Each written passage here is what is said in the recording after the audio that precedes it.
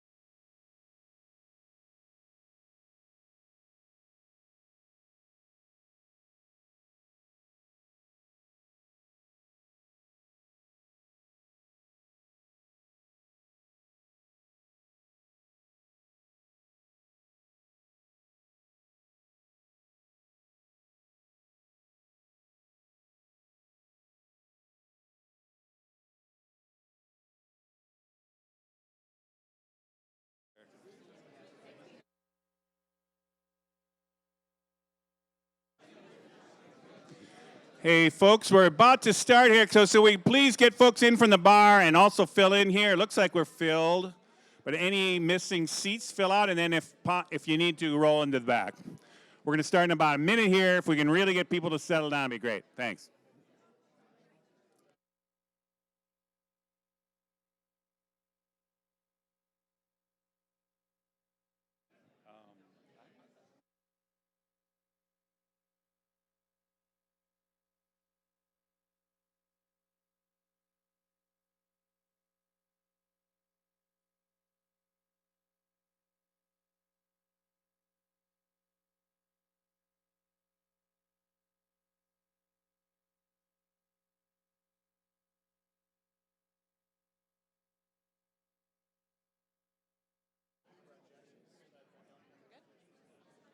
Hey everyone, how's it going?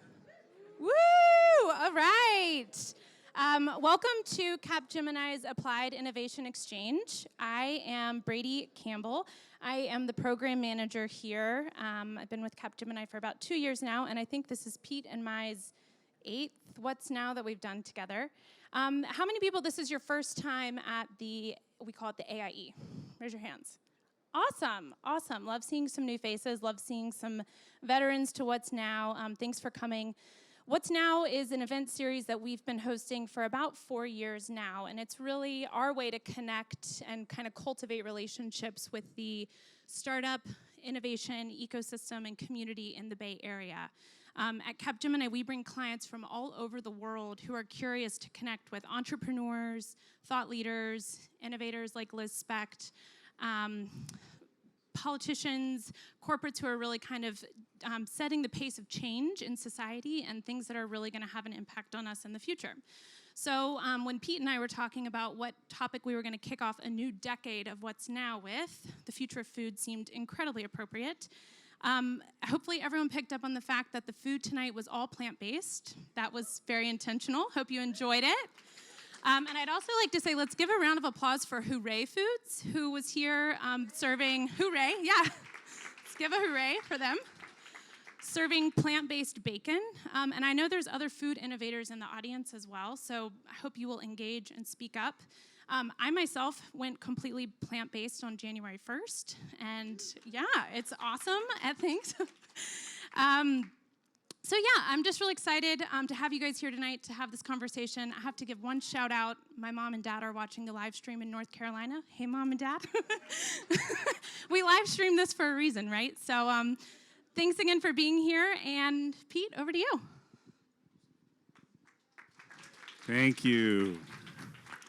Thank you, Brady. And thanks, Capgemini. I always want to put this forward. I'm the host, Pete Leiden here, and I run the media company reInvent, and I've been working on this for 5 years. Actually, we are in our 4th year, but we're entering in the spring our 5th year here.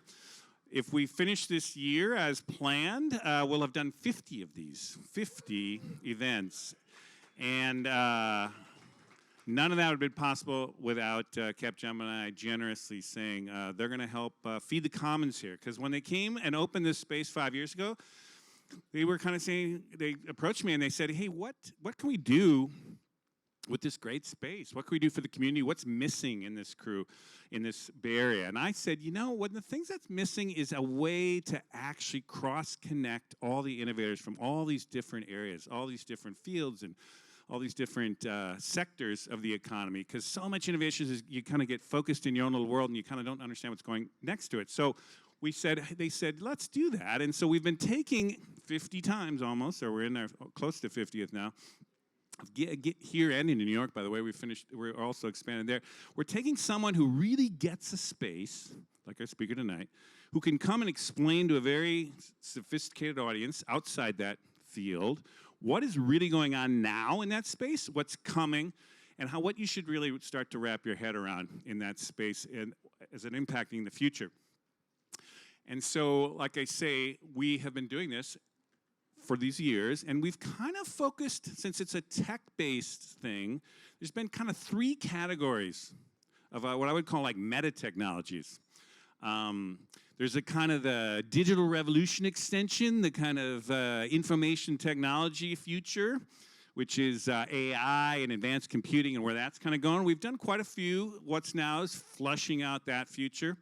There's also the kind of energy technology future. And we've done a lot around climate change and all the different things, including electric mobility a year ago here, if you remember. And so we've kind of been flushing out that space of technology. But one of the spaces we really haven't done as much on is what I would call biological engineering, synthetic biology, or some people just call it biotech. Now, we have done some of that. About a year ago, we had Linda Avey from 23andMe about the whole revolution in genome, kind of the cost crashing in genome. But we haven't really pushed it hard enough. And so what I've kind of done in the last 6 months, I'll just kind of give you a little orientation here. I've been working on a piece I'm working on for Wired Magazine on the next 30 years of what's going to happen in the next 30 years and how we could possibly solve climate change and a lot of these big challenges facing us, income inequality, political polarization. I got my hands full, I'll tell you. But that piece, I interviewed 25 people to help me kind of flush out what is going to happen in these next 30 years. And I needed people in all these three meta tech sectors to kind of help think through what's going to come in the next 10 years, 20 years, 2030, 2040, 2050. And when it came to synthetic biology, this kind of revolution essentially in biological engineering, I was told you should talk to Liz Specht. And so one of the 25 interviews I did was with her, and I'll tell you, it really, out of all 25, it was one of the most fascinating conversations I had. It totally expanded my brain on what's possible in this space. And she is essentially, so I thought, heck, if she expanded my brain like that, I'm going to have her come and expand your brains today. So that's why we brought her here today. And so we have got a treat tonight, I would say, because when you really get this revolution is really the least understood of the technology revolutions in the Bay Area here. A lot of us know infotech, a lot of us know energy tech. Most people, unless you got some kind of expertise in that area, don't really get how deep a change and how fundamental a shift that we're walking into here. We're essentially taking all living organisms and being able to engineer them, optimize them, do things that we never could have done before, and we're on the verge of doing that in all kinds of fields, in food, in materials, in energy, and all kinds of things which we're going to talk about today. And so Liz is going to start talking to us, though, through the lens of the future of food, of physical things of food. Primarily, she's going to be talking about it through the future of artificial meat, which is just breaking out now, but is going to grow gangbusters in the next decade and beyond that. And so she is going to help walk us through this, through that lens, into the bigger kind of lens of synthetic biology. And the reason she's so good at this is she's the Associate Director of Science and Technology at the Good Food Institute. And this is a nonprofit that is essentially trying to figure out the pioneer and the new way forward in this and help connect up all the groups, insiders in the industry, startups outside the industry, activists, all kinds of folks to kind of think about how are we going to actually scale this up in a way, particularly to actually deal with the profound changes with climate change. She's going to talk to you a little bit more about what they do. I don't have to say much more about that. She's going to do a little presentation for about 20 minutes, lay the land, open to kind of lay the foundation. I'm going to then interview her for a while in front of you folks, and then we're going to roll into interaction with all of you in the conversation. As always, we want to leverage the brain power of the network, who is cross-disciplinary network that's we've gathered here. So with that, let's welcome Liz and start the evening. Come on in.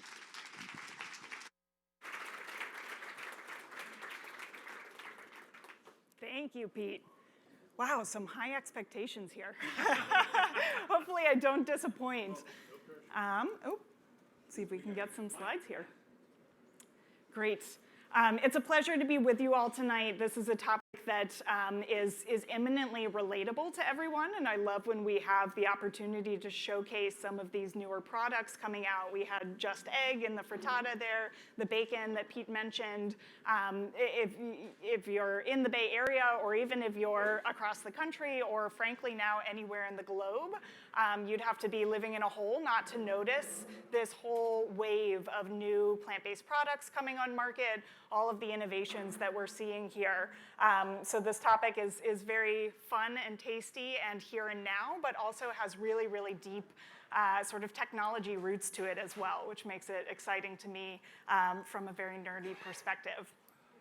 As Pete mentioned, I'm Associate Director of Science and Technology at the Good Food Institute.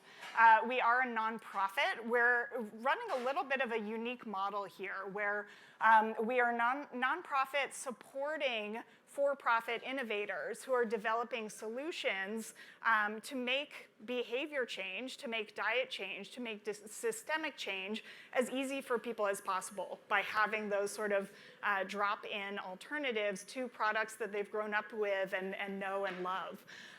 We tackle this through three main core programmatic areas. The first is science and technology, really landscaping what are the unknowns in this space, how can we draw insights from parallel fields and parallel technology sectors to address those needs. Then corporate engagement, engaging with the existing big food industry. We hear a lot about these younger startups, and they are very much moving the needle, but we need to encompass all of the incumbent players in this massive industry. And then finally, policy. So helping to sort of pave the way, opening up more government support for the activities going on here in recognition that this is very much related to overarching goals and government targets for things like climate and food security, frankly, as well. So this is the main question that really drives our work. How do we feed 10 billion mouths by the year 2050? Fast approaching. And not only how do we do it, how do we do so in a way that won't completely ransack the planet, that's not flagrantly wasteful of resources, and that doesn't compromise global health or public health and put us at severe threat? So there are a number of what I call mega trends happening right now in food and agriculture, and they really all do kind of piggyback off of each other to a large extent. We see a lot going on in digital agriculture, or some folks call precision agriculture. Those are kind of two sides of a similar coin. Can we be much more targeted about how we're growing our food, how we're applying various inputs to the system, rather than treating systems as sort of holistic, uniform plots of land, recognizing that there is actually a variability in all of these natural systems.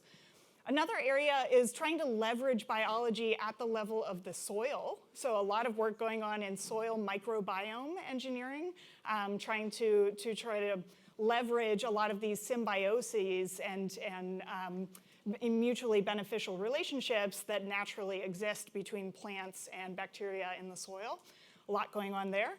Of course, a lot happening in indoor agriculture and vertical farming, things like that, moving food production closer to urban centers, particularly for some of the more perishable foods, fruits, leafy greens, vegetables, berries, things like that. So exciting work happening there. But then my sort of true love is in this last box here, alternative proteins. So in this box, we're talking about alternatives to animal-derived protein that we sort of default to as our protein source, but this can entail a number of different production platforms that we'll go into in much greater detail in a moment. So what's happening in the alternative protein space? I want to start with a provocative statement, and hopefully in the next 15, 20 minutes, or if not, in the conversation that follows, maybe I'll be able to convince you that this might be true.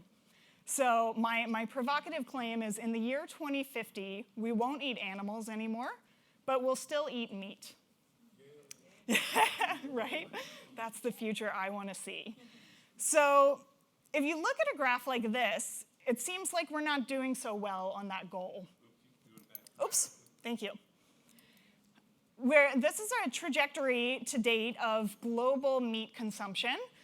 These are all the different regions of the world. In every region, up and up and up. This only goes up to about 2014. This trend line is expected to continue basically at this pace for the next couple of decades. We're projected to need another 70% of meat by the year 2050. There's a number of reasons that we can't supply that through business as usual practices. I could talk about water use, I could talk about greenhouse gas emissions, I could take a number of different lenses here. I'm going to talk about land use because this one's kind of hard to argue with. We have one Earth, and that's about it. If you look at Earth's surface right now, of course, only about a third of it is land. About 75% of that, or 71% of that, is habitable, so basically not under glacier or not comprised of permafrost. We're already using 50% of that habitable land for agriculture. Of that land, 3/4 of that is used for livestock production. So that's either pasture land or range land that animals are grazing on, or that's land used to grow crops that is then fed to those animals. But if you look at where we get our protein calories, only about a third of our protein supply is coming from those animal-sourced proteins. So why this imbalance? Why are we using so much land to produce so little of our protein? And if you look at this, it's pretty clear we can't double our meat consumption unless we want to literally clear all the remaining forests. And we already see the implications of this in places like Brazil. If you were watching the news in recent months, the vast majority of that deforestation was to either clear pasture land or clear cropland for growing soy. So we see this manifesting every day and increasingly year after year. The reason for this imbalance really comes down to thermodynamics. I'm a chemical engineer by training. This is actually the reason that I first went vegetarian back in college. It rubbed me so raw that we have conversion efficiencies inherently built into animal agriculture that look like this. So for chicken, one of the most efficient species of animals from a feed conversion perspective, it's about 9 calories into a chicken to get about 1 consumable food calorie out.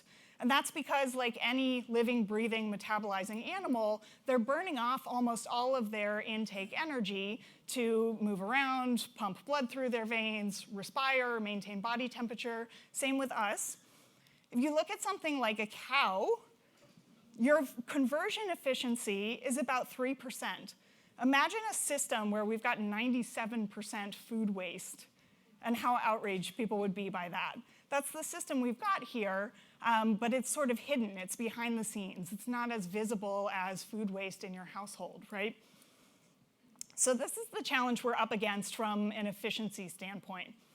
But it's not just environmental impact, it's not just efficiency. There are also severe public health consequences from the way that we have industrialized and intensified animal agriculture, specifically for the purpose of trying to eke those conversion efficiencies up just a tiny bit. We've moved towards these very intensive kind of confined operations that require things like subtherapeutic antibiotic administration. So providing antibiotics to animals at doses below the dose at which you would be treating, say, an acute infection, and that is a perfect breeding ground for antibiotic resistance. Some think tanks estimate that by 2050, antimicrobial resistance will cause more deaths than cancer. So really concerning looming trend. And antimicrobial resistance, I think, has gotten more play in the news, but I argue that's just the beginning. About 75% of all new pathogens in humans first emerge in animals and then make that zoonotic leap into humans. Some of you may recognize these sort of spacesuit-looking suits because this has been on the news a lot for coronavirus in China. These folks are dealing with pigs that have been infected with African swine fever virus. Different virus, exact same sort of etiology of how these types of viral variants emerge in animal contexts and ultimately make their way into human populations. And we hear these same warnings virtually every month. If you look in the news, you'll find headlines along these lines. If you want to save the planet, eat less meat. Animals are the next big antibiotic threat, et cetera. There's increasing awareness about this. People increasingly understand that our current system of meat production is problematic. And yet, we see this chart. We're still getting up and up and up increases in demand for meat. Until now, and I would argue in the last couple of years, we've really seen the first few signs of starting to be able to turn this around. And what's changed is sort of our framing of the problem. Our framing of the problem is no longer how do we get people to eat less meat, it's how do we make meat in a better way? How do we make something people want? This is the tagline for Y Combinator, of course, our sort of famed tech incubator here in the area. Make something people want. If you don't have a solution that people actually want, it's not going to gain traction. It's not going to catch on. And the way that the food industry has been interpreting this in the realm of meat alternatives is to make products like these, like the Beyond Sausage or the Impossible Burger, that look and taste and smell and have pack the same nutritional punch as meat, and really serve as that kind of one-to-one drop-in replacement.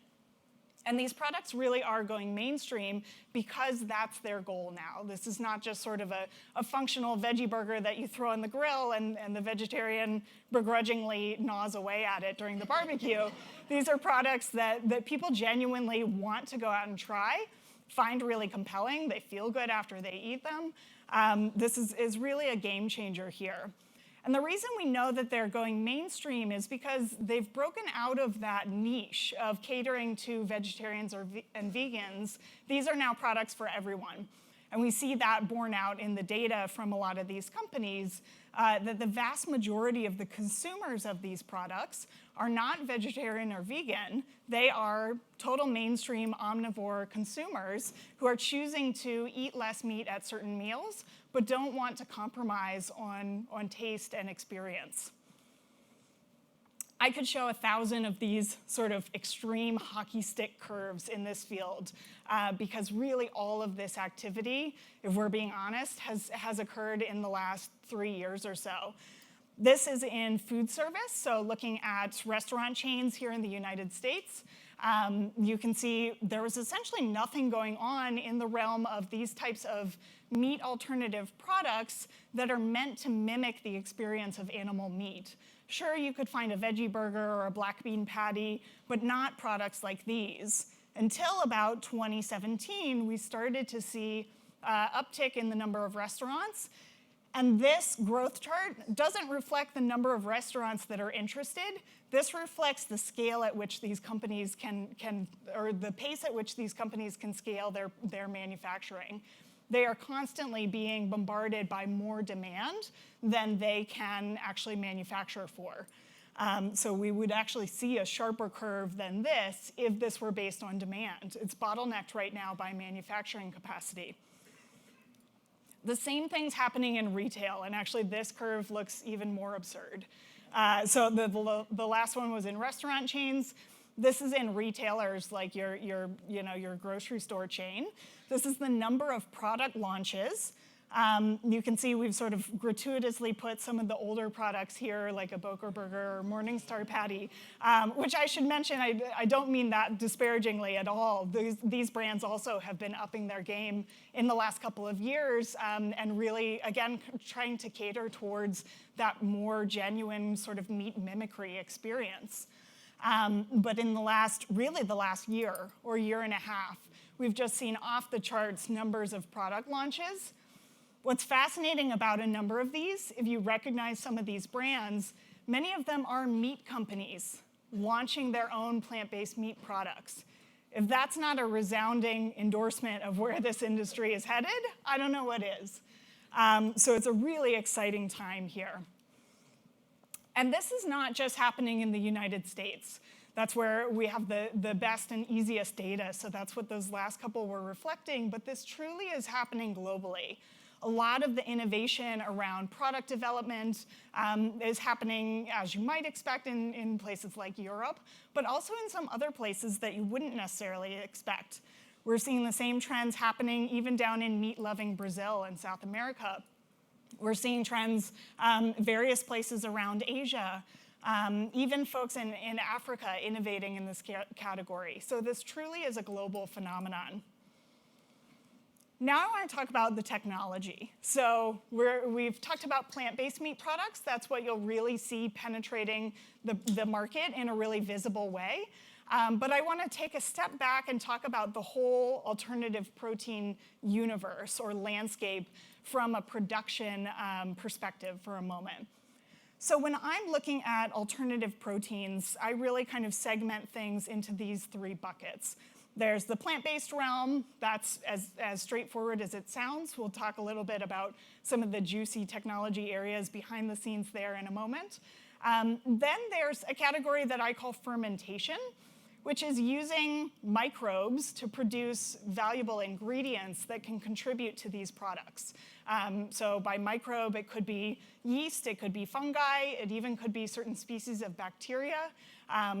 Cultured foods and fermented foods are quite popular these days, so I think that terminology may scare people off less than it would have 5 years ago, perhaps, but there's a lot happening in this area.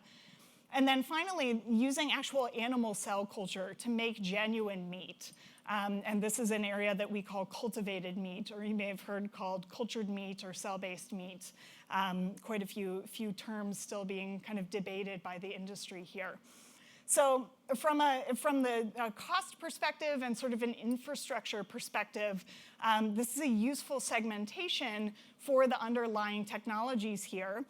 But when you're thinking of these actually making their way to a consumer in a product, they may leverage ingredients from multiple of these categories. So let's first define plant-based meat. Here we're talking about using plant-derived ingredients to make a structured food that has the exact same sensory experience, the taste, the mouthfeel, the texture of a meat product. So not talking about things like tofu or tempeh, but talking about things like the Impossible Burger and Beyond Sausage and so forth, intending to be those sort of drop-in replacements. Behind the scenes, what the production process for these looks like is starting from these raw materials, plant-based crops, typically land crops, but there are folks looking at things like using seaweed as a source material, for instance. Typically some degree of fractionating those crops. So often you're kind of enriching for the protein content there so that you can get these kind of fibrous structures in your final product.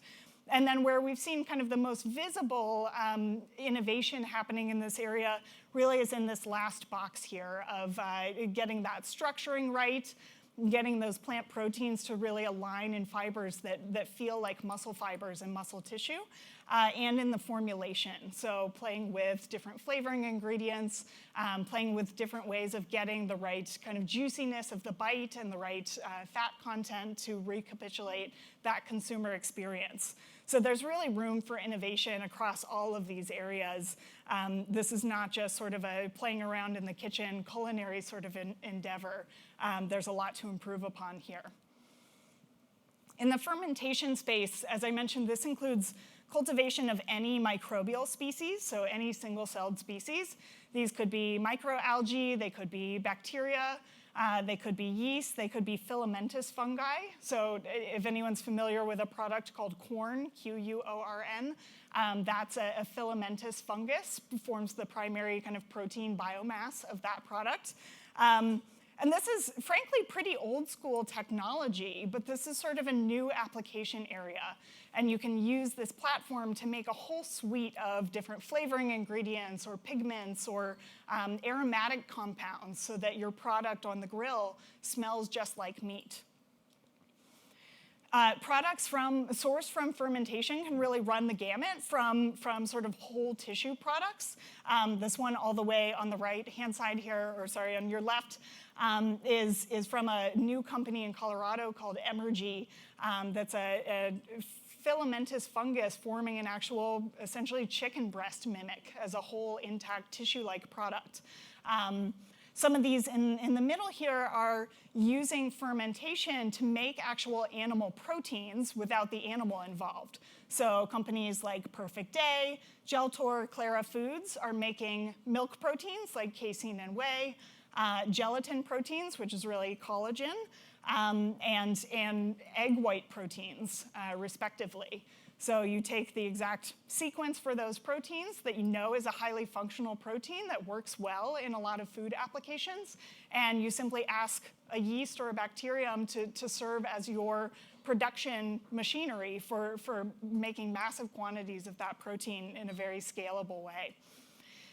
Companies like Impossible Foods, one of the reasons they're able to get that flavor so compelling is that they use a protein called a leg hemoglobin protein that they manufacture in a fungal-based platform that's really giving it literally that color of blood. It's carrying oxygen, just like heme in muscle tissue or in blood. And then finally, there's cultivated meat. So this is growing genuine animal meat without the animal. So growing it from the level of the cell. Imagine farming the cell rather than farming the whole animal. If you think about what meat is, really it's just a collection of cells of various cell types in the right spatial arrangement. It's mostly muscle cells, there's fat cells, there's connective tissue formed by cells called fibroblasts. It's fairly straightforward from a tissue perspective. And so this field really is creating meat from those original cell types. This is, I should mention, not on market yet. So if you've heard anyone say they've had lab-grown meat, that's not true. They're probably referring to this, and they probably haven't had it. There have been folks who have tried this at a number of tastings or public demonstration events. I've been fortunate enough to have both duck and salmon produced in this manner. Both were delicious, very compelling. But this is not on market yet, but I think we'll probably see it start to enter high-end sort of culinary food service type of restaurants in the next year or two. So here's what that process looks like in a nutshell. You start with an isolate of cells from your target species. You can get these from an adult animal.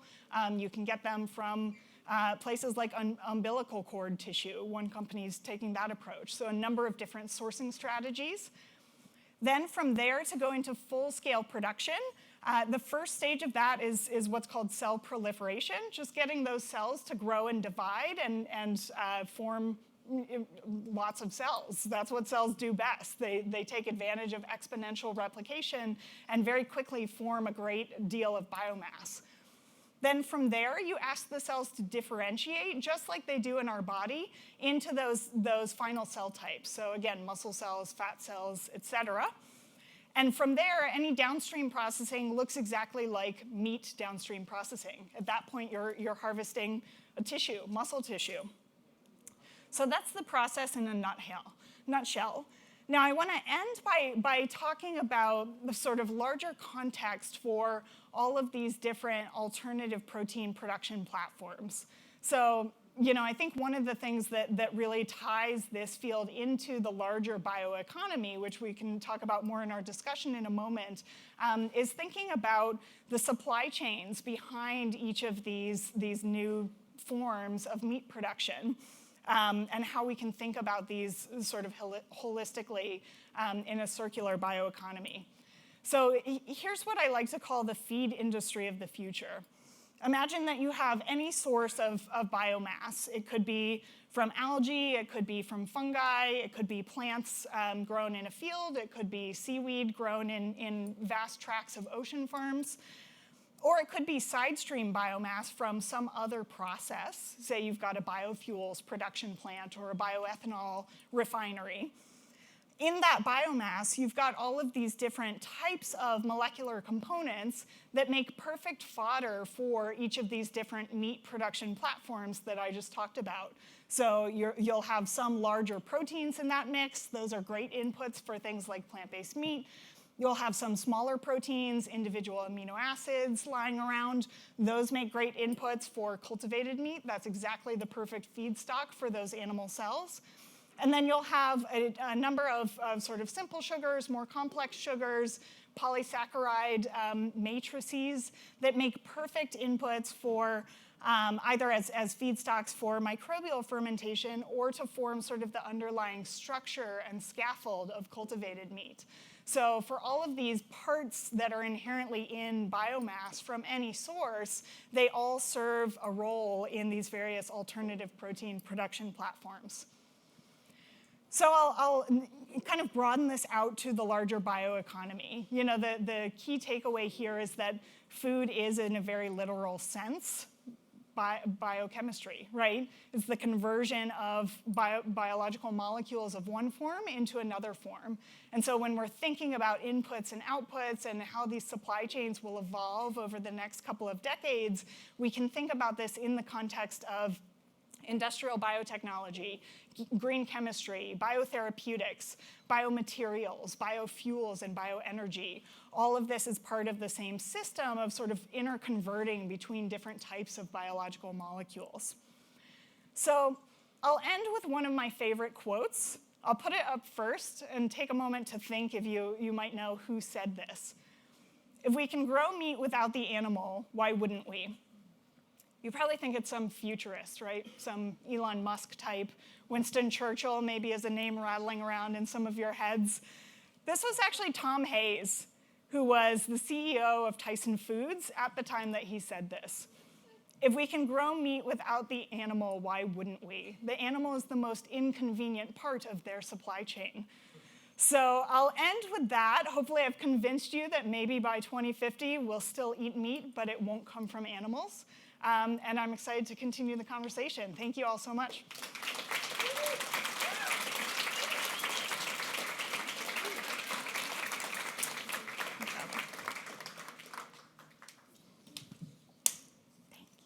Like I said, she's going to expand your mind on that. I think you got a little sense of what I was talking about. Matt, can you switch this up? I'm glad we did a little presentation like that. I think it was great to kind of lay it out. But what I want to do is just kind of reboot a bit here. And the thing that kind of blows my mind about this is we're really it's only been the last 20 years, right, that we've really gotten to the point where we could even do this. And I think one of the things I was doing when I did my initial interview with you is just trying to give a sense of, like, give us a couple of the milestones that got us here in the last 20 years that has really kind of shifted the whole paradigm, essentially, of what we're doing. Because we're now essentially using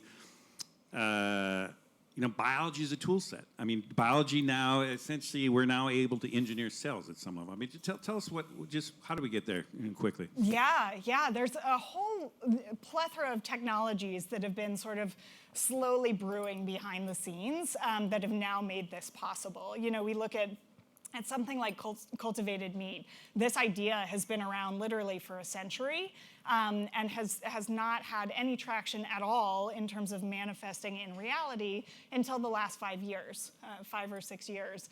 And the reason for that was sort of a whole convergence of a number of tools that were developed in pursuit of totally different fields. So, microscopy technology to be able to see what cells are actually doing when they differentiate from one type to another. Tissue engineering technology for things like organ transplantation and so forth.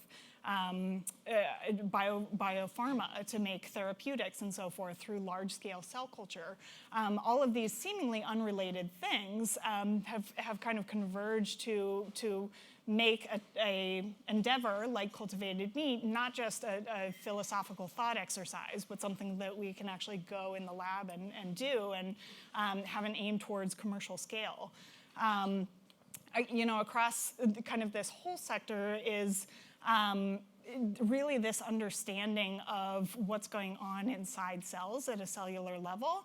And a lot of that has to do with these tools, some of them engineering or editing tools, where you can sort of do that controlled experiment of, we knock out this gene and we see what changes in the cell, or we add this one in and we see, what gets nudged, what gets tweaked. So in that case, CRISPR itself, which is maybe 2015 where it started to get practical, which is essentially, we had Linda Avey about a year ago here talking about the incredible collapse of pricing for cracking a human genome from about $2 billion in the first one, right around 2003, to like, what is it now, $1,000.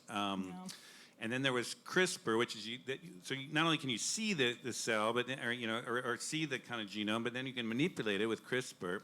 And do so easily. And do some easily and cheaply. And so Yeah. now here we're at this place that it's like you say, it's really just taking off in a big way. Now, one of the ways I heard you talk about it is you said, in terms of the food, you said, we stumbled around for hundreds of thousands of years hunting, just tripping over the food we could find. And then we spent 10,000 years figuring out how to slowly kind of, cultivate it as essentially farmers. And now we're domesticating the cell. Yeah. And literally just in the last 10 years or so. So explain that a little bit more to this lay audience a little bit. Yeah, so, if you think about why do we eat the foods that we eat, we don't eat beef from cows because that's the most tasty meat or the most nutritious meat. It's because we happen to live next to an ancestor of cows and they were fairly friendly to humans, and so we domesticated them. And all of the breeding and sort of the integration of those foods into our culture, all of that is essentially an artifact of historical happenstance, in a sense, that those just happen to be things that we are able to farm. So now what we've done by kind of moving towards this paradigm of domesticating a cell rather than the whole organism is that we've divorced the manner of production from the biology of that whole animal. And we're actually able to start thinking much more creatively about, can we make decisions about, foods that taste best or most nutritious, or think about materials that have the right performance attributes that we can define ourselves rather than just trying to make use of what happens to be abundant in nature around us. It's really a paradigm shift. Well, in fact, we're getting a little ahead of ourselves here, but as we're talking, you're saying, hey, within a year or two, we'll have this cultured meat, which essentially will replicate that meat. But then you said to me earlier, and I just want you to maybe talk about this. You said, well, within 10 years, we'll be able to make meat a lot better. So talk about that. I mean, it's like you're kind of just inheriting this random thing we figured out.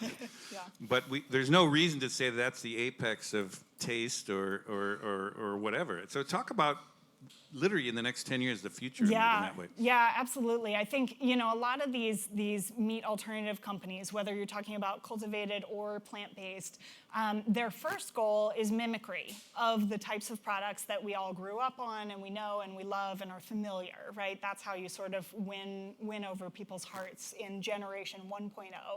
But in generation 2.0, can we get much more creative about this? Can we think about creating combinations of things that never would have been possible? Can we have, your marbled steak that has marbling with omega-3 fatty acids? Could you drink narwhal milk? That was actually a sort of thought exercise of one of these cellular agriculture companies. Geltor, the company making collagen, they actually made mammoth jelly bears because you can find the sequence of collagen from a woolly mammoth, and you can express that just as easily as collagen from anyone, from a pig, from a cow, what have you. And so it really kind of expands our ability, very trivially, to be honest, to canvas much more widely across the biological kingdom and look for what's really the best version of whatever property I'm looking for, whatever flavor I'm looking for. Can't I just make that and not have to go on this exhaustive kind of search or go to the ends of the earth to try to find something that's really rare or that doesn't even exist? Bacon ice cream. There we go. Well, so what you're kind of doing, and again, you're a biochemist, and you're coming out of this space. Again, we're kind of communicating to people outside that field a little bit and say, what you're really saying is really, if you break down everything around us is really made up with the same, very relatively small number of molecules, and if you just literally start with breaking everything down like that, you can just reassemble them into pretty much anything you want to do over time. I mean, is that kind of, talk a little bit about the idea that what we're able to do with this knowledge and these tools and this moment we're in, particularly in the next 30 years here. Yeah, I mean, the beauty of biology to me is that it's actually very simple. There are a very limited number of Lego blocks, so to speak, from which you can build an extraordinary diversity of materials, foods, cells, organisms, et cetera. When you break it all down, it's the exact same sorts of structures. And so, the best bioengineer you'll ever find, the best materials scientist you'll ever find, the best drug chemist you'll ever find is time and evolution. All of these biological molecules have just been sort of brewing in a vat forever, trying out different combinations of combining, recombining different forms, different hosts, et cetera. And so, the fact that we can now be a little more directed about that and say, let's not wait another 1,000 years for, some molecule that I would find really useful in some, industrial process I'm working with to evolve naturally, or another 1,000,000 years, more like it. Can I just know the property that I'm looking for and go and design that thing using this Lego set of all these pieces? And we're at the point now with the knowledge we're at, we pretty much can do that, or is that something we still have to figure out? Obviously as a scientist, I'll never say we know enough to do whatever we want. There's always more to learn. But the amount of data that some of these synthetic biology companies have amassed around different biosynthetic pathways and all the various, enzymatic ways that you can convert from one chemical to another chemical is really extraordinary. It gives you quite a toolkit. So there's always more to learn. There's always ways to improve, how efficiently can we do this? Can we actually do this at scale? Or is this the kind of thing that is really challenging and can only be done at the bench? There's still a long way to go for some of those, but in theory, anything's possible. Which is really kind of mind-blowing. So let's look at this. The plant-based, I think you did a great job, and I think people can get that. But let's do the cultured, cultivated meat or cell-based beast. You said literally 5 years ago there were 0 companies, and now there's 35 or so. 60. Or 60 plus. 60 plus. We just had Memphis Meats just got $160 million in venture money, which is doubled the amount of money in the whole space in one investment deal. Just 2 weeks ago or something. Yep. So it's exploding. You're saying within 1 to 2 years we'll actually have these kind of high end, still a lot, but you see this coming down. Play out a little bit on a reasonable scenario of how you can imagine this thing playing out here in the next 10, 20 years in terms of and into adoption. And we're going to get into a little bit of that, but just what's within reach now, or what are some of the business plans now looking at from these companies? Yeah, a lot of the cultivated meat companies are really taking a page from the playbook of someone like Impossible Foods. If some of you remember, if you were either in New York or in San Francisco in the summer of 2016, I believe, Impossible Foods launched in, I think, 4 restaurants. They were high-end. There was very much a chef-driven culinary focus around this product. And in some cases, chefs who were very, meat forward in their cuisine to show to people, if someone this discerning about the foods that they serve their clientele finds this a compelling product, then this is fair game for anyone, right? So sort of entering the market with that premium positioning, we're going to go for gold, we're going to demonstrate what this product's capable of, while behind the scenes, you're building out the supply chains, you're setting up these strategic partnerships with manufacturers and folks who know how to operationalize production at much larger scales. And then from there, you sort of trickle down into these much more sort of mainstream outlets. Now 3 years later, we see Impossible Foods in every single Burger King in the country, for instance. And so I think that's very much the strategy for a lot of these products, knowing that they'll enter the market at a price premium, no doubt, but kind of capitalizing on that to generate enthusiasm and to generate demand and awareness and really get that visibility while you build out, large-scale production in the background. Which is really kind of, it's not just Impossible, it's like the Tesla model too, make the really coolest thing that everyone wants and then scale it down. Scale it up. So that's the strategy, but you and I had been gaming again because of this crazy story I'm trying to figure out in the next 30 years and how these things play out.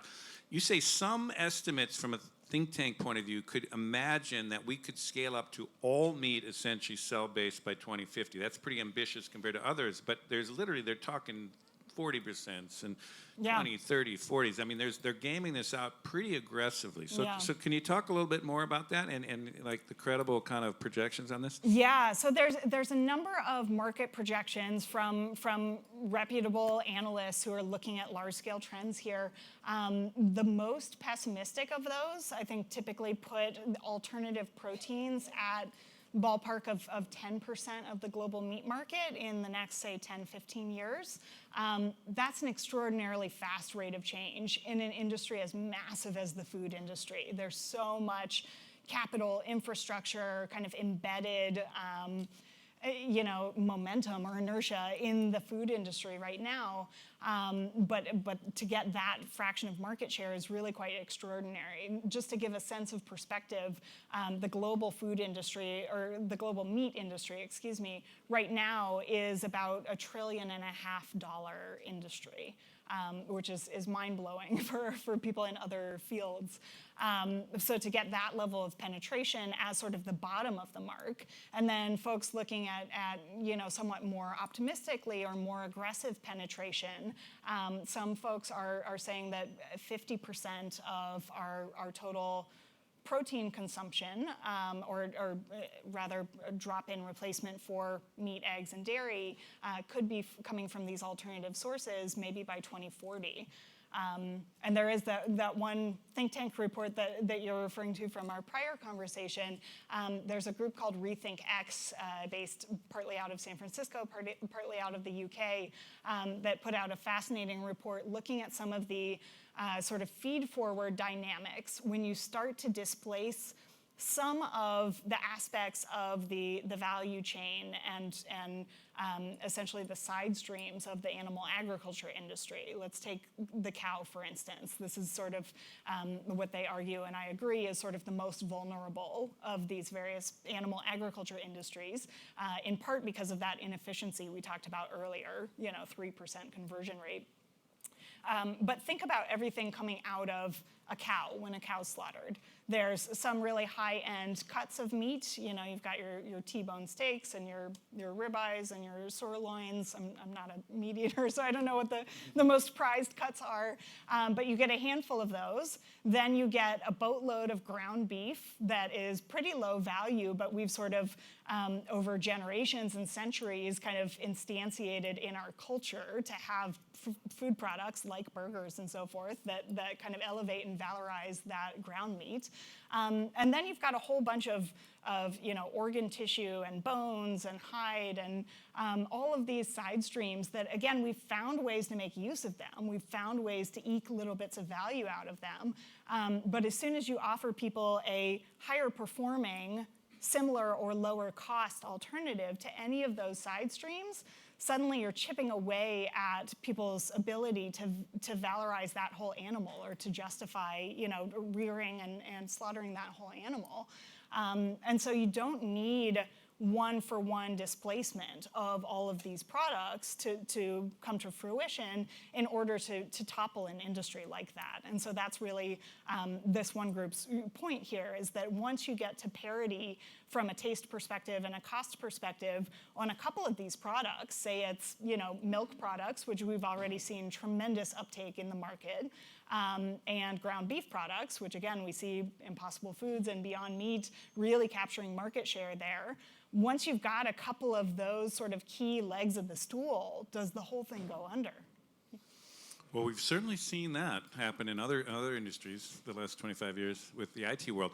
And the energy world, we're watching it with solar and others. So yes, it's fascinating. It's happening in the same, there's so many of the patterns are kind of crossing across these industries. Drivers of this, and now you haven't really talked about the climate change side of this, but how much do you think, people talking about methane release from cows, and how much do you think this is also going to be accelerated by the climate change pressures, actually?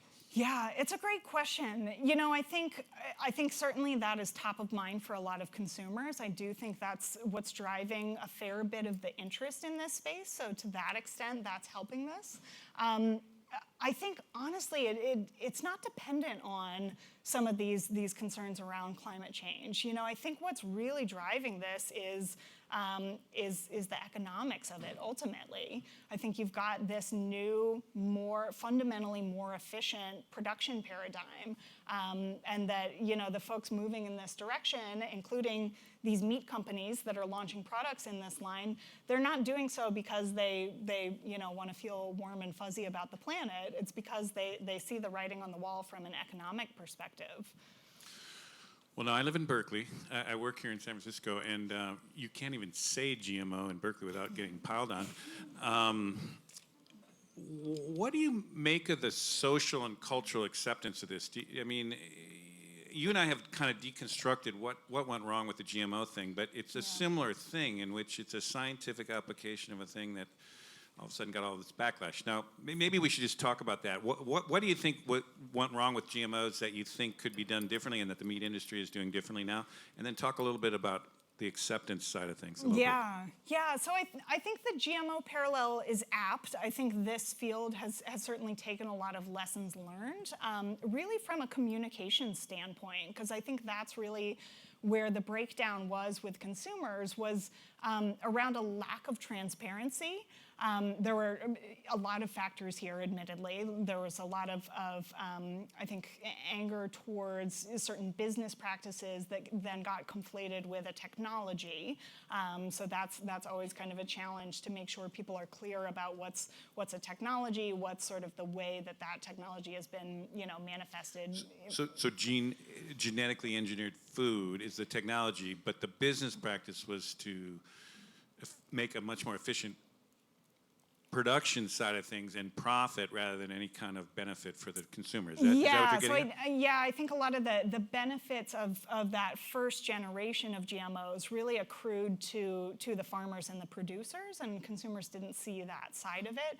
Now I think there's been a lot more discussion around how can we use these genetic tools to develop crops, for instance, or a whole host of other things that either benefit the consumer, so things like the non-browning apple, for instance. That's a great convenient thing to have in my fridge. I cut an apple, I leave it uncovered, and it doesn't brown. Or to do really, really sort of fundamentally good things for the world, like curing micronutrient deficiencies or creating drought-tolerant or salinity-tolerant crops that are much more robust to some of these climate challenges. So, I do think there's a little bit of shifting perception of who can these technologies benefit. But I think the big thing, and one that this industry is really taking to heart, is around transparency with consumers. I think for the original kind of wave of GMOs, there was a sense that this was being done sort of behind the scenes and slipped into our food supply, rather than being very upfront with consumers and trying to explain it to them and explain benefits in terms that they would resonate with. And so what I see that's really different in the cultivated meat space is embracing that transparency and saying, here's an opportunity where we can actually literally show people how the sausage is made in a way that you wouldn't never think to do in the animal meat industry. We're not inviting people in for tours of slaughterhouses. And yet, just a couple weeks ago, actually, Aleph Farms, which is one of the cultivated meat companies in Israel, just announced that they're opening a visitor center for them to be able to bring people in and show them the process.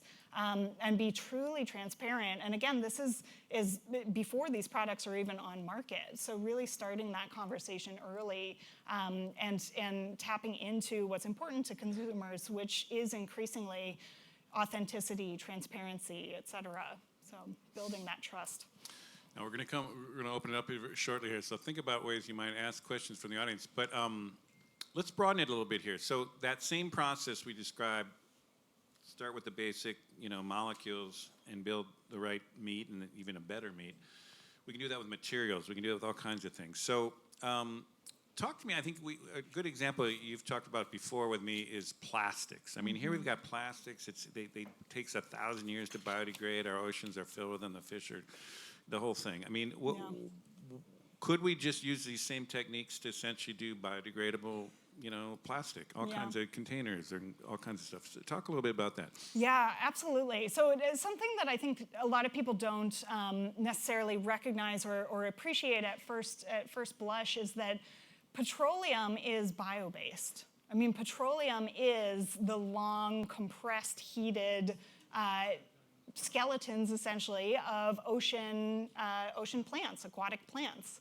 And so anything that comes from petroleum, whether it's the fuel itself being replaced by biofuels, or this whole plethora of all of the other side streams of petroleum refining, which is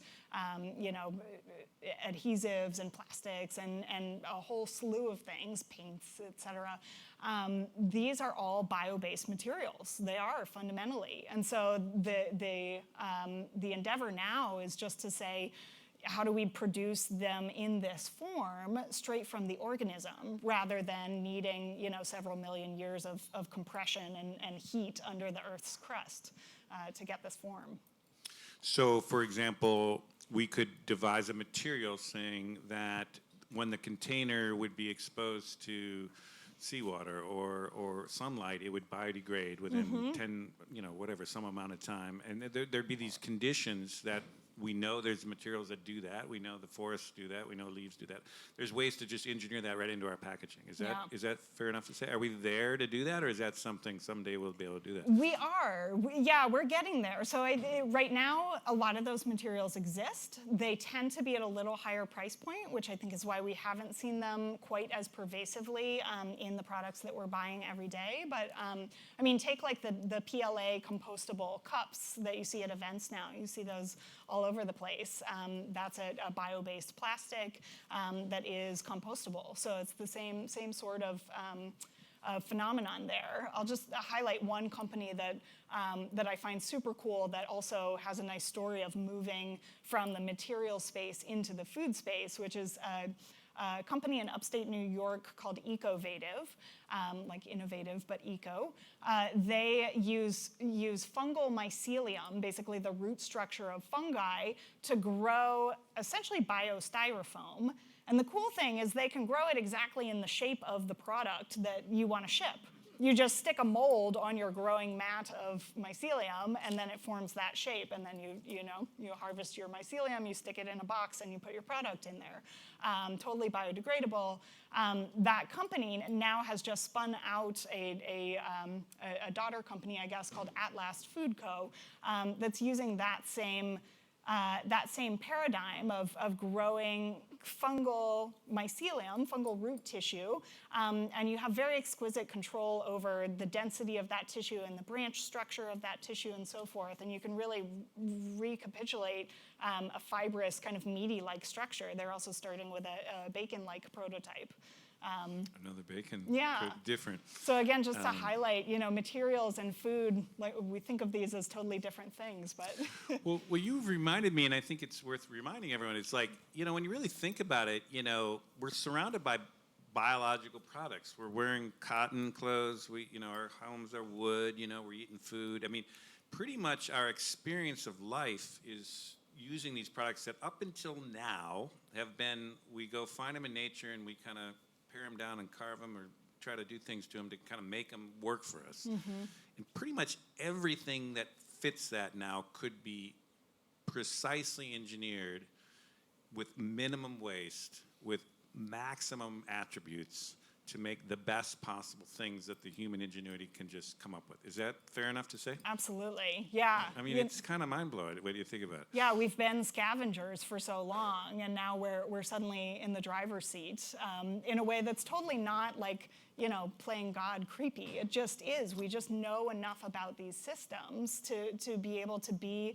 much more directed and intentional about how we use, materials around us. So when you think of the big picture, again, 2050, even maybe longer, 2100, if we're looking back on here, I mean, do you see this biological engineering or biotech revolution, or however we want to phrase it, synthetic biology revolution is as fundamental as the Industrial Revolution. I mean, we're really in a complete paradigm shift, that this century will essentially rebuild everything almost along biological directed pathways, the way you've been describing. Is that your vision? And I do think so, yeah. And I do think, to go back to how you sort of opened our session this evening around, the digital revolution and all of that, I think, this really builds off of all of these prior sort of leaps in innovation. I don't think we would be able to do even a fraction of what's happening in the biorevolution right now without all of this foundation of data, so that we have all of these genomic insights, we have all of these technologies to, screen really rapidly through a million different varieties of something to find just the one we want. So it really is a self-perpetuating, self-fulfilling kind of cycle towards a future that I think will look very different. And I'm admittedly a techno-optimist, but it's one that I'm really excited about. I think it really paves the way to have a much lighter footprint, but one that actually serves us much better. So, lessening our impact without sacrifice at all, in fact, much the contrary.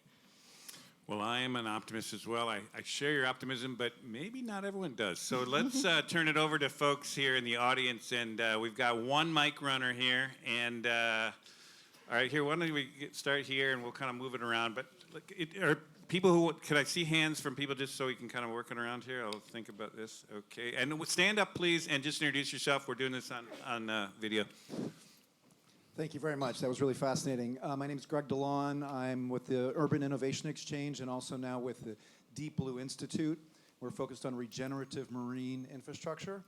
So I saw you had 29% land and 71% ocean. Yeah. I'm curious with what's going on. What do you see there? I realize that's not what you're focused on for your presentation, but with macroalgae, microalgae, and then fish, flesh, all that, is there some big opportunities there, or is it really just another version of what you talked about here, and it's just a different source of raw materials? That is a great question, and I'm thrilled that you asked it. I have the word seafood in all caps on my notes sheet here to talk about this, because I do think it's underappreciated in the food space as a whole, but in the alternative protein space. The sea is the source of a huge fraction of the global protein consumption, animal protein consumption, particularly in other countries and in developing nations. I'll start with one sort of observation, which is that a lot of the intensive animal agriculture on land has been, to a huge extent, accelerating the trauma inflicted on ocean ecosystems. A lot of that, effluent, eutrophication, ocean dead zones, et cetera, is really exacerbated by what we're doing on land. So they are very much intertwined. And the ocean, arguably to the detriment in that relationship. But I think seafood is such an opportunity area for these alternative protein production platforms. There's obviously consumer concerns that are unique in that category around, contaminants and everything from mercury to PCBs and overfishing and so forth.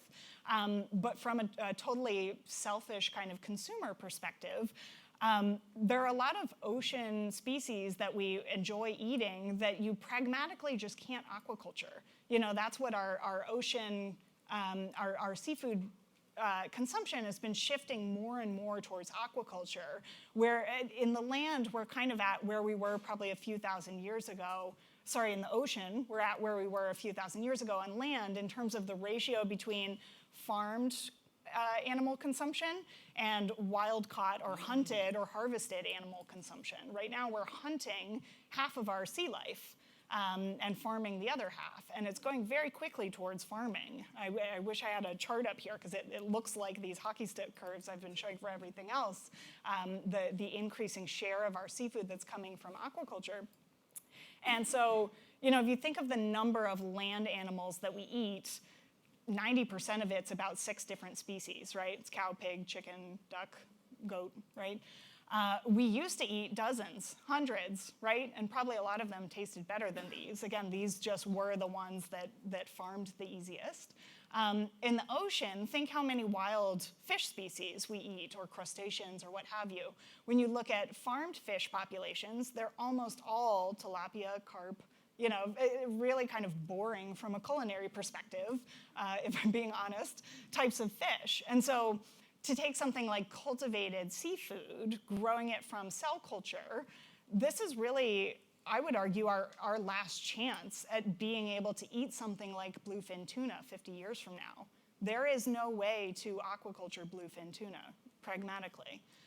And so once we fish them all, or some other pressure that the ocean's under, whether it's acidification from climate change or whatnot, we otherwise may very well be saying goodbye to a lot of those species. But what you're saying with the cell-based culture, you could just do the same exact thing with the tuna that you could do with anything. I mean, there's no differentiation.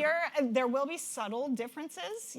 Different species prefer slightly different temperatures, slightly different, nutrients in their culture media, et cetera. But, from the perspective of 90%, 95% of your infrastructure and your process and your inputs, you could just as easily make a salmon fillet or a bluefin tuna fillet or a carp fillet, if people eat such a thing. Well, and I also just want to make clear, is if you made out to me, if you take the cell from the animal can live, the fish can live, right? I mean, you're not even killing them, right? Yeah, you don't have to. Yeah. And so it's an extraordinary thing about, from the animal's point of view or the fish's point of view. Yeah. Like 50 years from now, we wouldn't have to kill anything. Yeah. Yeah, and I think it's a kind of a trippy way to think of it. Yeah, and I didn't bring up the animal welfare consideration of all of this, but it's a massive one. It's hard to overstate the level of sort of tragedy from a suffering perspective, both in the ocean and on land. Yeah. Okay, we had back here. No, right. I was going to right here. Yeah, John there. Yeah. Can I see hands over this way? I just want to kind of get a sense who are moving around here for different people. Okay. So my name is John Kao. Thank you very much for the presentation. I'm curious to hear some more thoughts from you about the potential impact of this area of innovation on public health. We're in this epidemic of obesity, which is partly caused by eating animal products and, cardiovascular disease and so forth and so on. You kind of teased us with that omega-3 marbling example. But I would imagine that the boundary between food and, what I guess people are calling popularly nutraceuticals is now getting kind of blurry.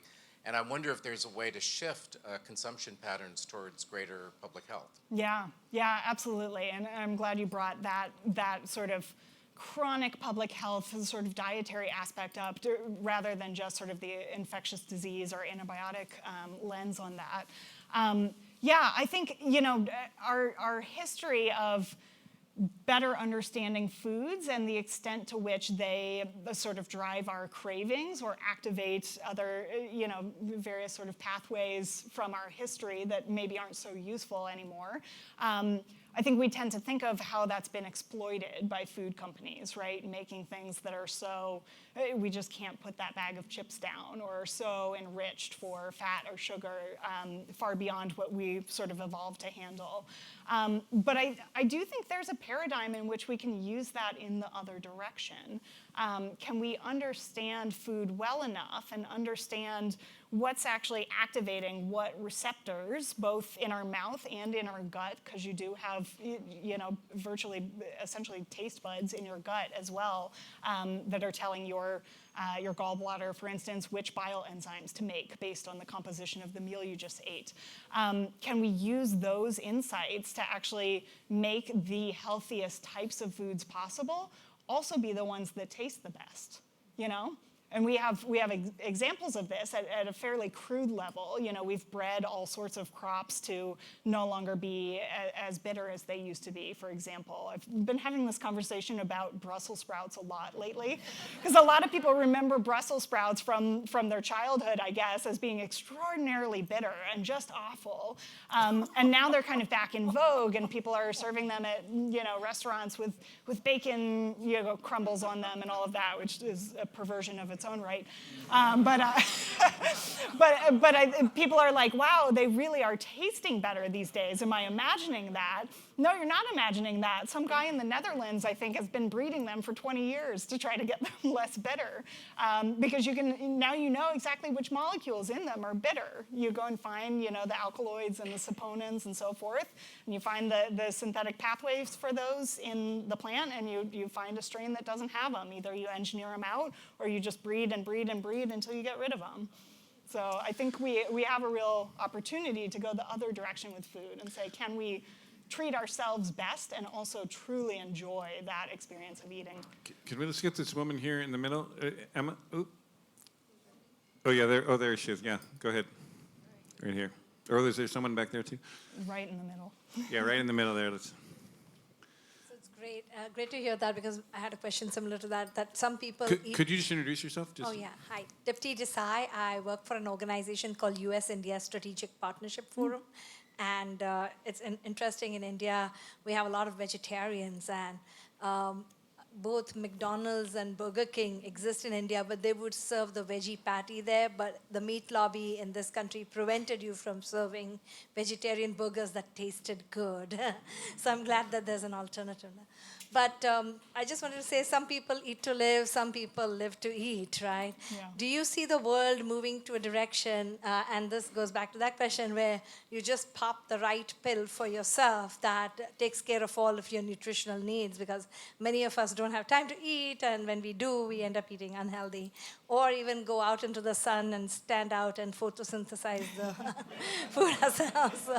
So is there migration towards that? And I'm really, really happy to see more plant-based alternatives over here that are tastier and are impacting the world, and especially when so many technology companies are going to zero carbon emissions, and they're mentioning that every day I hear Amazon and Microsoft and others saying that maybe food is probably the highest impact of carbon emissions that any industry has.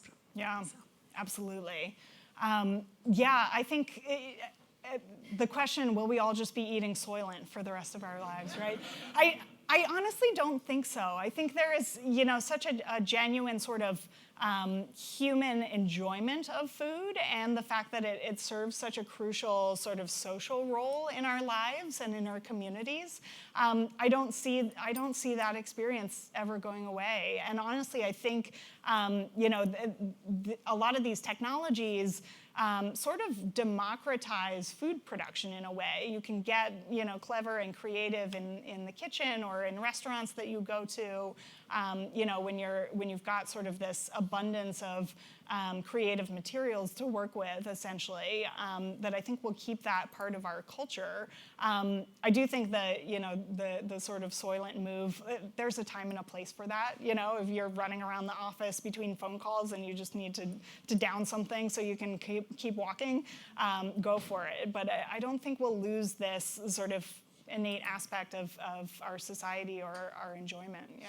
You also just you had mentioned to me that you think by 2050, even if you would get kind of meat not happening, it would still be like, we don't use horses for transportation, but we still have them for hobbies and stuff. You feel that there is a place for this kind of animal husbandry for a while. It wouldn't surprise me if it does become this sort of cottage industry, almost recreational sort of thing, that you might still have small-scale farmers just for very sort of select, I guess, high-end markets, I would assume, at that point. It also wouldn't necessarily surprise me if there's sort of a wholesale societal shift away from normalizing the act of eating animals, if we then become very turned off to that concept as a whole, and might want to see stronger protections put in place to ensure that it's not still going on even at small scale or high welfare kind of facilities. Or maybe it's a total backlash. Do you think it's possible that people could backlash against this and just say, no, I want my steak or whatever it is? I think some people will do that. I don't know how many of those people will still be around in 2050. Okay. If I'm being frank. All right, here, let's go right here. Could you just stand up and introduce yourself? Hi, Gwen Cheney. I'm actually a Symbiola seed investor. So I've looked at a bunch of companies. What I struggle with, a lot of them are great ideas, like the economic or the environmental plays. What I struggle with is the economic viability, that it's not, if something isn't going to be viable, even in the next 5 years, becomes very difficult to invest in it. Any advice on that? Yeah, it's a great question, and I do think there are some cases where some of these technologies have made a leap into the commercial sector in the form of these startups at probably a slightly younger maturity level than it would have behooved them to do. Often you'll get sort of foundational academic research going on for these new technologies until they're at technology readiness level, 2, 3, 4, if anyone's familiar with that sort of engineering framing of technology, and then they'll move into the commercial sector, and that's really to get a grip on scale up and moving that into an industrial production context. I do think some of these companies have made that leap at slightly younger maturity levels, and so I do think that's potentially challenging if you're in the sort of traditional venture capital boat of kind of, classic time horizon of those types of funds can be challenging. I do think what we've seen that's been helpful to this space, and I think is a good sort of risk mitigator for these types of situations, is early involvement of kind of two very different categories of investors coming to the table. On the one hand, mission investors, or at least folks who have a double bottom line, so they may have a sustainability angle to what they invest in. They may have a slightly longer time horizon. They may have a 15-year fund rather than 7 or 10-year. And then on the other hand, strategic investors from these larger corporate entities. And so those are the folks who are sort of your I don't want to call them safety net, because obviously it's not guaranteed, but they're in this because they potentially have an interest in acquiring, right? And so that might be the time frame for those types of activities, even if that's in advance of break even from a cost of production point of view. Okay, and then Arvind Sankar, work for Plenty, indoor vertical farming company. Yeah. So for the cell engineered companies like Memphis Meats, do you envision any roadblocks from FDA or other governmental regulation? And second part of the question is, in general, do you see potential downsides for all three of those technologies that you were presenting, and what me being in the same industry, should watch out for? Yeah. could you just explain Plenty for people who don't know? Plenty is a startup in South San Francisco. It does indoor vertical farming, and we sell in stores, Whole Foods and other places in San Francisco. We make leafy greens for the moment. Nice. Yeah, I'm glad the regulatory question came up, because this is always a big sort of looming unknown, or at least has been for a while, for the cultivated meat industry, but less so now. So we've seen quite a bit of movement on behalf of regulatory agencies actually working together, surprisingly, to figure out what the path for regulatory approval looks like for cultivated meat. And obviously there's pretty big differences from country to country what those processes and paths look like. In some cases it's really well established. So in Europe, for example, they have a novel food designation that specifically includes animal cell culture derived products. So it's pretty clear that's the path we follow. It's pretty well outlined. In the US, for the first couple of years of this industry, people were a little bit on pins and needles, because it wasn't even clear which agency had jurisdictional authority to regulate this product, because Food and Drug Administration regulates most foods, and everything produced in cell culture, whether that's a drug or a food product. But the US Department of Agriculture regulates meat and oversees meat inspection and meat slaughter and meat labeling. So this was really kind of a head scratcher for these agencies for a couple of years. And then in the last year or so, they've actually established established together a joint regulatory framework where they both have partial oversight over the process, and in a way that actually correlates really nicely with their respective expertise. So the Food and Drug Administration will take ownership of pre-market approval and up until the point of harvest from your cultivator tank. And then after that point, USDA takes over, because at that point it's arguably just meat. And so they have jurisdiction over inspection from that point onward in terms of production facilities and so forth. So at least we have that much information about the process. None of the companies have gone through the process yet, and so there's still quite a bit that remains to be worked out in terms of what exactly this looks like as it manifests. The final thing I'll mention on the regulatory perspective is there are quite a few countries that have been very proactive about saying we want to work with this emerging industry and be actual partners in kind of seeing this through, making sure we have very rigorous, kind of comfort with the process and with consumer safety. Singapore's been really leading in this front, and they're coming at this from a food security perspective, right? They import something like 94% of their food calories, and they have immense biotechnology expertise. They do a lot of biopharma manufacturing and so forth.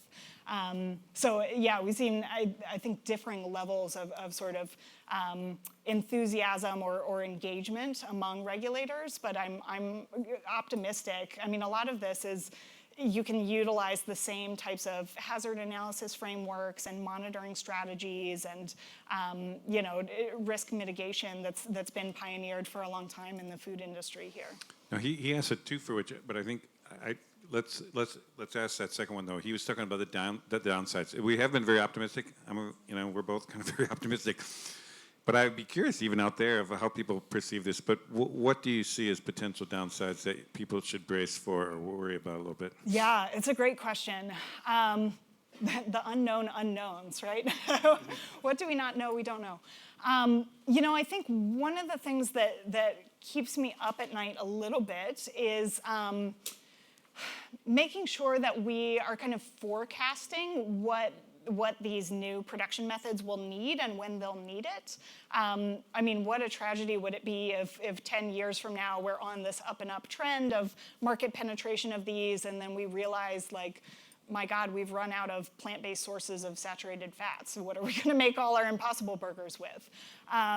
So, having an eye towards where might those bottlenecks arise and what types of solutions should we be sort of seeding today in fundamental research to make sure that those aren't handicaps or that those kind of crunches don't cause unanticipated consequences, like, we're deforesting, to grow more coconut trees or whatever for Impossible Foods.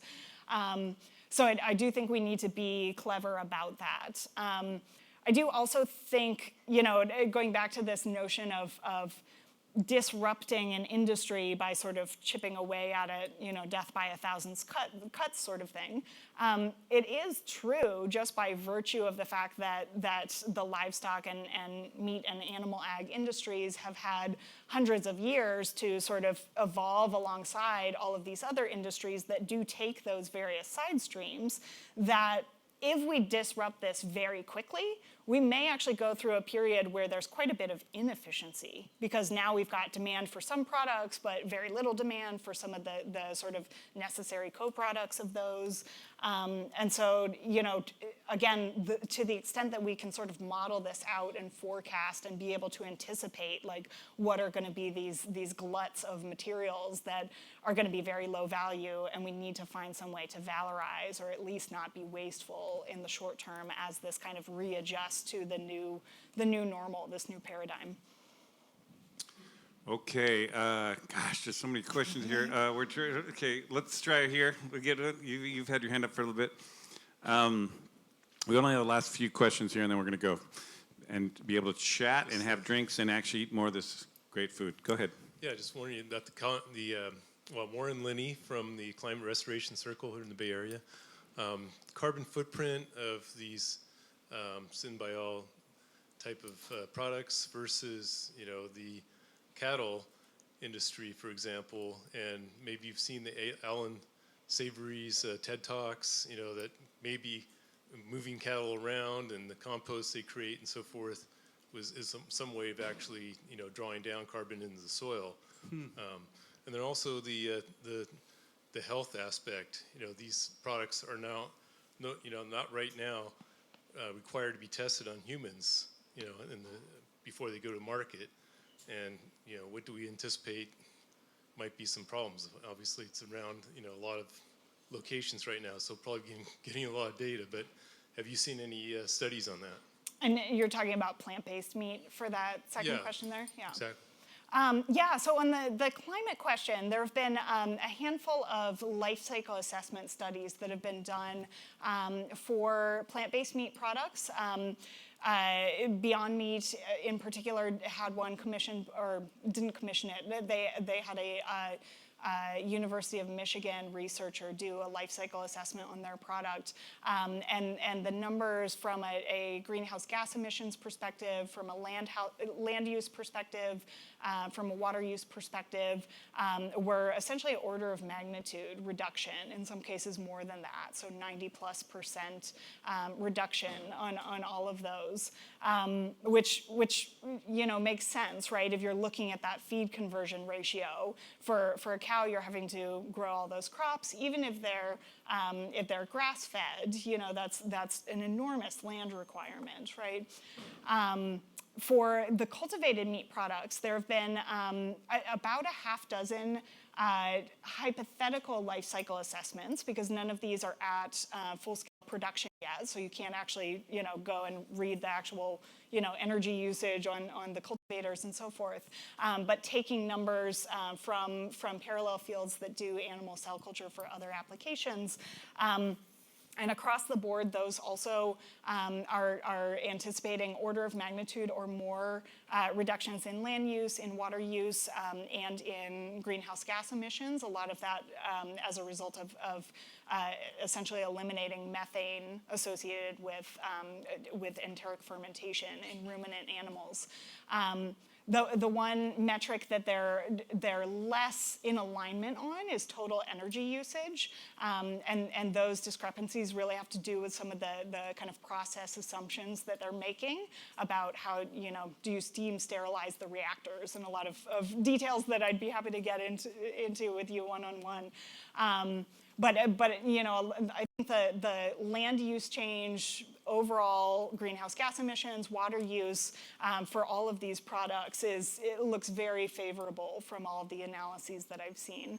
And to get to your sort of grass-fed land use sort of argument, I think a lot of folks would be in agreement that the best use of land from a climate perspective is to let it go fallow and rewild, right? And then you've got ruminant animals, circulating on it. We used to have, millions of buffalo in this country that were serving that role, and we hunted them all. And now, that's sometimes seen as a climate perk to have, manure fertilizers being dropped on some of these, what used to be enormous prairie lands and so forth, and have now become quite deserted. But we can go back to that in a rewilding sense without having to sort of rely on an industry like the livestock industry to do that for us. Well, I'll tell you what, we've kind of run out of time here on this live stream and the 90 minutes here, but here's the deal. We have the bar still open. We've got the food there. She's happy to talk, and I think what we got to do now is give her a fantastic thanks for expanding our brains on a very complicated issue. Thank you. Really fantastic. Thanks, and again, stay around, talk to your peers, and let's keep the conversation going.